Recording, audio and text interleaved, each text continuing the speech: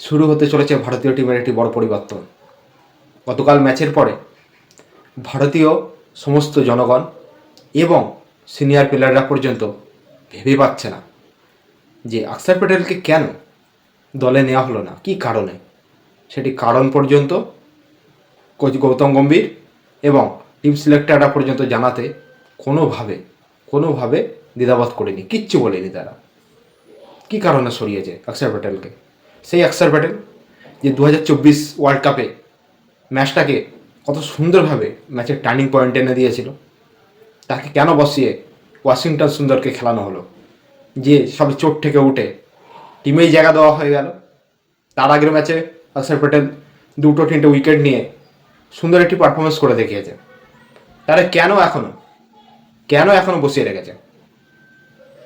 তো যাই হোক বন্ধুরা, মেন কথায় আলোচনায় আসার আগে আপনারা একটা জিনিস দেখবেন, 15ই ফেব্রুয়ারি ভারত পাকিস্তানের যে একটি ম্যাচ হয়েছিল, সেই ভারত পাকিস্তান ম্যাচে আমাদের জেতার পরে যেমন একটি মনে একটা ঈদ লেগেছিল, মনে শান্তি লেগেছিল, ঠিক তেমনই 15 ফেব্রুয়ারি যেন ম্যাচ যখন জিতে যায়, 16 ফেব্রুয়ারিতে আমাদের মধ্যে একটা আনন্দবোধ এসেছিল। ঠিক তেমনই গতকাল ম্যাচ হারার পরে ভারত এমন একটা লক্ষ্যে পৌঁছেছিল যে এবার আমরা সব ম্যাচ জিতবো, কিন্তু সেই জায়গায় যদি হারতে হয় ভাই, এখন আমাদের ভারতীয় সমস্ত জনগণের মন যে কতটা খারাপ হয়ে রয়েছে তা বলার বাইরে। সত্যি মনটা অনেক খারাপ হয়ে রয়েছে, এইভাবে এত কাছাকাছি এসে হারবে আমাদের ভারতীয় টিম। তো যাই হোক বন্ধুরা, টিমের একটি বড় খুব পরিবর্তন হতে চলেছে, সেটি হচ্ছে যেমন তিলক বর্মা হঠাৎ করে উড়ে এসে জুড়ে বসার মতো হয়ে গিয়েছে, যে নিউজিল্যান্ড টিমে এসে তাকে যোগদান করিয়ে দিয়েছে। গত সাউথ আফ্রিকার একটা মানে যেখানে প্র্যাকটিস ম্যাচ বলা হয়, সেই ম্যাচ খেলার পরে তাকে টিম নিউজিল্যান্ডে সুযোগ দেয়। সেই নিউজিল্যান্ডের বিরুদ্ধে সেখানেও ভালো পারফরমেন্স করতে পারেনি, তারপর থেকে সে খেলছে সঞ্জু স্যামসনকে বসিয়ে। তো সামনে কী কল্পনা হতে পারে, সেটি হচ্ছে সঞ্জু স্যামসনকে দলে আবার কি টিম ইন্ডিয়া নিয়ে আসবে। হ্যাঁ, এমনটাই হতে পারে। কেন হতে পারে? কারণ তিলক বর্মার পারফরমেন্স এতটা ভালো যাচ্ছে না। আপনারা হয়তো বলবেন যে অভিষেক শর্মাকে কেন সরাচ্ছে না, তার কারণ আছে। কারণ অভিষেক শর্মা যথেষ্ট চেষ্টা করছে এবং সেদিনকে রান করার চেষ্টা করেছিল, 15 রান করে আউট হয়। তত তিলক বর্মা কিছুই করতে পারছে না। আর একটা মেন যে টার্নিং পয়েন্ট, সেটা হচ্ছে ওপেনিং হয়তো অভিষেক শর্মা এবং সঞ্জু স্যামসন ব্যাট করতে পারে। কারণ কেন? রাইট হ্যান্ডেড এবং লেফট হ্যান্ডেড ব্যাটের কমিউনিকেশান সবচেয়ে বড় ফ্যাক্ট কাজ করে। কারণ আপনারা দেখবেন সালমান আলী আঘার মতো বোলার যদি এসে প্রথম ওভারে যদি উইকেট নিয়ে নেয়, মানে লেফট হ্যান্ডেড ব্যাটে কম্বিনেশানে, তাহলে কতটা একটা অপোজিট টিম সুযোগ পেয়ে যাচ্ছে যে ভারতীয় টিম লেফট হ্যান্ডেড শুধুই ব্যাটার নিয়ে আসছে ওপেনিংয়ে, তাদের জন্য এই বলগুলো আউট হবে। তার জন্য কী দরকার? Right handed batsman. কারণ রোহিত শর্মা যখন ছিল, সে যখন ওপেনিং করতো, তার ওপেনিং ছিল লেফট হ্যান্ডেড বা রাইট হ্যান্ডেড খুব কম ছিল। আপনারা খেয়াল করেন।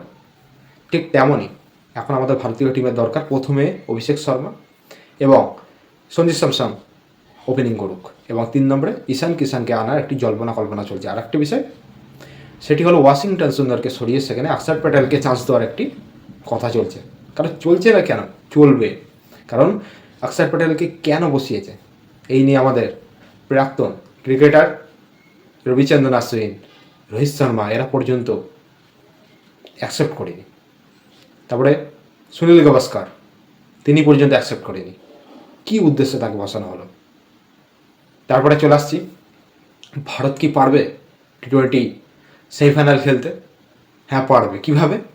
ওয়েস্ট ইন্ডিজ এবং জিম্বাবুয়েকে একটি বড় ব্যবধানে, বড় পয়েন্টে হারাতে হবে তাদেরকে। কীভাবে পারবে? সেটি হচ্ছে বরুণ চক্রবর্তীকে হয়তো বসিয়ে সেখানে কুলদীপ যাদবকেও আনতে পারে, কারণ তার স্পিন সেদিনকেও কাজ করেনি। আবার এমন হতে পারে বরুণ চক্রবর্তীকেও খেলাতে পারে। আর্শদীপ সিং কিন্তু রান খাচ্ছে। আমি তো ভেবেছিলাম মিয়া ভাইয়ের একটা বলের স্পেলই আলাদা, কিন্তু মিয়া ভাইকে নিচ্ছে না, কারণ তাকে রিপ্লেসমেন্ট হিসেবে নেওয়া হয়েছে। এই কারণে তাকে মানে মেন প্লেয়ার থাকার পরে তারা যতক্ষণ না অসুস্থ হচ্ছে বা না কোনো প্রবলেমে পড়ছে, ততক্ষণ মিয়া ভাইকে নেবে না। ওর এমন একটা ব্যাড লাক। মিয়া ভাই বাইরে বসার ছেলে না, সে কোহলি যেমন ব্যাটে লড়ে, ও বোলিংয়ে লড়ে। তো যাই হোক বন্ধুরা, ভারত কি পারবে ম্যাচ জিততে? এটা হচ্ছে আমাদের বড় একটি টেনশন রয়েছে মাথায়। কারণ কালকে বড় ধাক্কা খাওয়ার পরে আমাদের ভারতীয় ফ্যানরা কেউ সুস্থ নেই। সবার মধ্যে একটি ধাক্কা লেগে রয়েছে। তো যাই হোক বন্ধুরা, আজকের এই জিম্বাবুয়ে এবং ওয়েস্ট ইন্ডিজ টিমের মধ্যে ম্যাচ রয়েছে এবং এই দুটো টিমকে স্বীকার করতে হবে আমাদের ভারতীয় টিম, এদের দুজনকে স্বীকার করতে হবে, তাহলে একমাত্র যেতে পারবে, আর নইলে যেতে পারবে না। এত কাছাকাছি এসেও যদি হেরে যায় ম্যাচ, তাহলে কী বলার আছে আর? Bad luck, bad luck. কাল যে টিম খারাপ ছিল তা বলবো না, টিম ভালো ছিল, কিন্তু কেউ খেলতে পারলো না, একমাত্র শিবম দুবে বাদে। তো দেখা যাক সামনের ম্যাচ কী হতে চলেছে, আমাদের প্লেইং 11 কী হতে চলেছে এই নিয়ে খুব শীঘ্র আলোচনা করবো একটি। এবং তার মধ্যে চেঞ্জ হওয়ার মধ্যে যদি হয়তো তিলক বর্মাকে সরিয়ে সঞ্জু স্যামসনকে আনতে পারে। আর হ্যাঁ, ওপেনিং ব্যাটসম্যান রাইট এবং লেফট হ্যান্ডেড ব্যাটসম্যানের কমিউনিকেশান হতে পারে অভিষেক শর্মা, সঞ্জু স্যামসন, এবং 3 নম্বরে থাকবে ঈশান কিষান। আর 6-7 নম্বরের দিকে রয়েছে একজনাই চেঞ্জ হতে পারে, ওয়াশিংটন সুন্দর, তাকে সরিয়ে হয়তো সেখানে অক্ষর প্যাটেলকে আনতে পারে, কারণ আনবেই। অক্ষর প্যাটেলের ভূমিকা হচ্ছে সবচেয়ে বড়। তো যাই হোক বন্ধুরা, আজকের ভিডিওটি কেমন লাগলো? যদি ভালো লেগে থাকে আমার চ্যানেলকে অবশ্যই আপনারা সাবস্ক্রাইব করবেন। এবং হ্যাঁ, খুব শীঘ্রই ভারতীয় টিমের একটি আপডেট নিয়ে আবার আসবো। টাটা।